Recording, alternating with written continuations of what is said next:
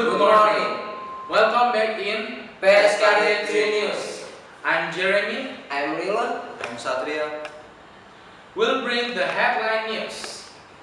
The first news. Despite growing ranks of city dwellers walking and using public transportation, Maya property owners and developers continue to neglect building sidewalks and pedestrian lanes into their project. Pedestrian Coalition Chairman Alfred Sitorus said that rules actually required all buildings to provide sidewalks and ramps for disabled people from street to entrance. EMB, building permits, and EMADAL, environmental impact analysis. For example, require developers and property owners to prove pedestrian facility in their building design. Said Alfred, both vehicles and pedestrians enter buildings, so they should prove facilities for both of them. The second news will be read by Rilo. Thank you, Jeremy. The second news is Komodo Dragon. Dolphins featured at Taman Safari. Taman Safari Indonesia in Cisarua, Bogor recently opened a Komodo Dragon exhibition and is now giving visitors the chance to swim with dolphins. The exhibition, which covers a 2,000 square meter area, is the new home of 6 of the giant lizards, which are native to Flores, East Nusa Tenggara. Also displayed at the facility is the social and cultural condition of their natural habitat. The facility has a modern design, equipped with a room heater, air humidifiers, and hatchery to reproduce the lizard homes in the wild. Will to that, the Praise Zoo has 95 Komodo dragon because they successfully bred the animals. She said, "We work together with the zoo to preserve the lizard." The third news will be read by Satria. Okay, thank you, Rilo. The last news. Surrounded Sumatra 82 passport. Aqua and Terra satellites still detect forest fire and land in Sumatra. A total of 82 points was observed burning, scattered in a number of provinces today. Most point, the 62 in the province of Riau. Analysis Climatology, Meteorology and Geophysics Agency or BMKG Pekanbaru Bibin Suyanto states this number dropped dramatically. However, it still causes smoke, says Bibin in Pekanbaru, Riau. He says hotspot in Riau spread over 5 districts or city. 46 points spread 5 Bengkalis, 6 points in Dumai, 8 points in Meranti Island, Indragiri Hilir 3 points, and 1 point in Siak, said Bibin. Bibin predicts potential for rain with mild to moderate intensity will occur in Rohun district, Kampar, Pantan Singingi, and Indragiri Hulu. While there is a point of 5 districts still cloudy, thus the 5 will still be there because of rain fell in areas that are not hotspot, says Bibin. The Meteorology, Climatology and Geophysics or BMKG Pekanbaru Station earlier detection. There are 450 hotspots in Sumatra. Of that, total 402 points of which are scattered in Riau. That is the last news. Thank you for joining us.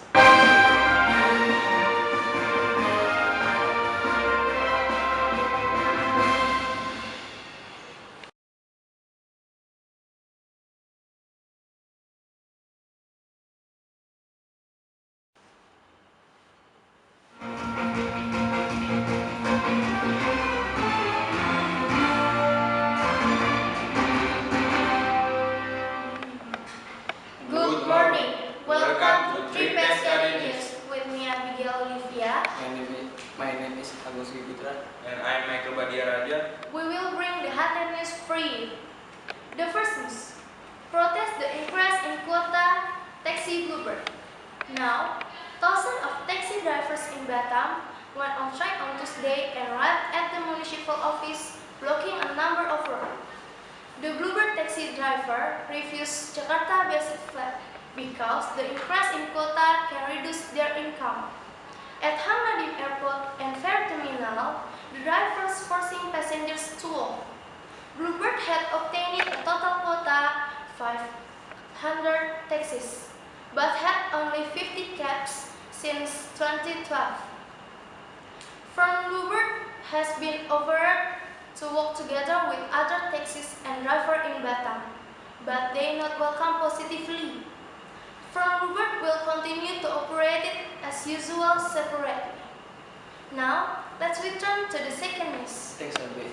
The second news, anti-government protester lack of request outside National Police Headquarters in the Cacau Borong in Caracas on Tuesday. Venezuela's state prosecutor said on Tuesday that the detail following a month of violent protests had risen to 28 after the nation top court ordered opposition mayor to dismantle barricades set up by state protests. Luis Ortega, the state prosecutor, speaking on the sideline of the Human Rights Council meeting in Geneva, Switzerland said that 102,003 detainees has been released while 1,004 remain in custody accused of serious crimes during the anti-government demonstration. And now my partner Raja will read the last news. Thank you, Agung. And the last news, Vision Pastor Bruno to Taman Safari. Bruno gave Vision Pascal missing to the animal staff and the members in Taman Safari. He was on vacation in Taman Safari with his family who traveled from Flores, and he came suddenly into employees. Safari Park without profession and staff at the Safari Park. All kinds of plants and animals are our brothers. They are good creation and they need to protect it, Pascal said. The white venturing to enter the TCI is very humble individual. He also blessed the animals here, said Gentleman Ansar, director of TCI. That's all for today. I'm Michael Badiraja. I'm Abigail Olivia. My name is Harun Putra. Thanks for joining us for news update. See you next time.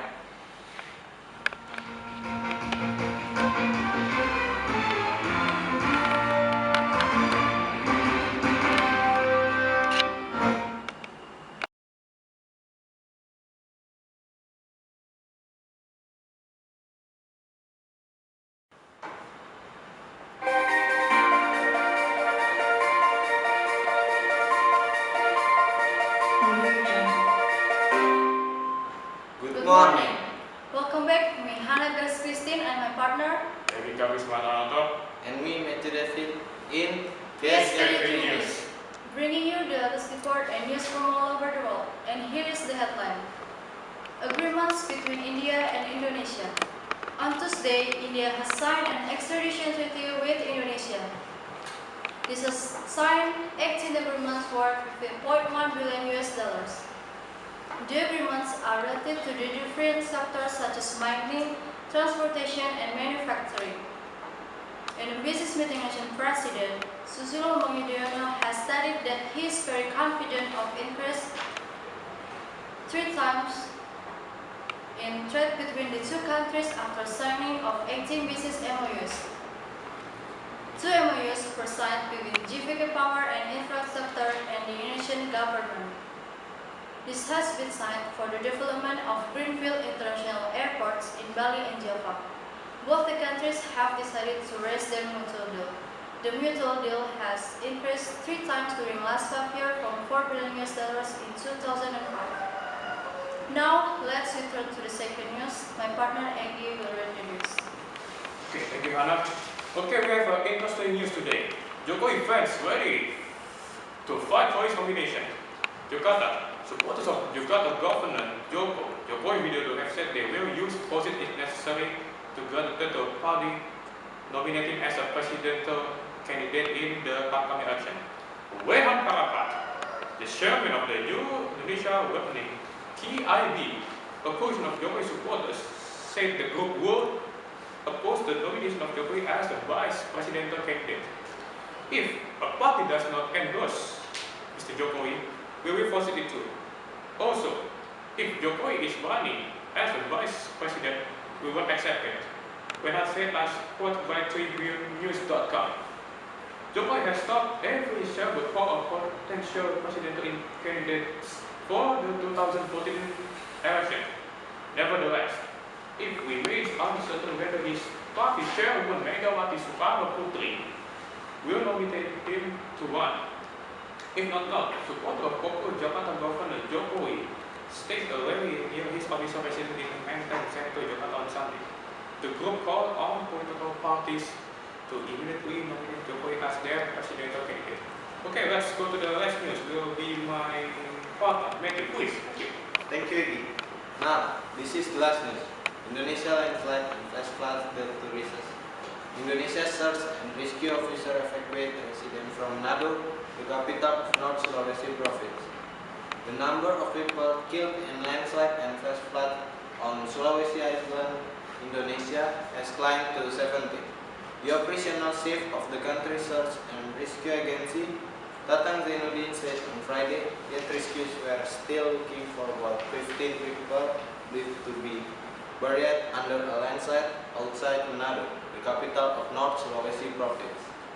More than 1,000 houses were flooded after rivers burst their banks in the regions, forcing about 10,000 people into temporary shelters.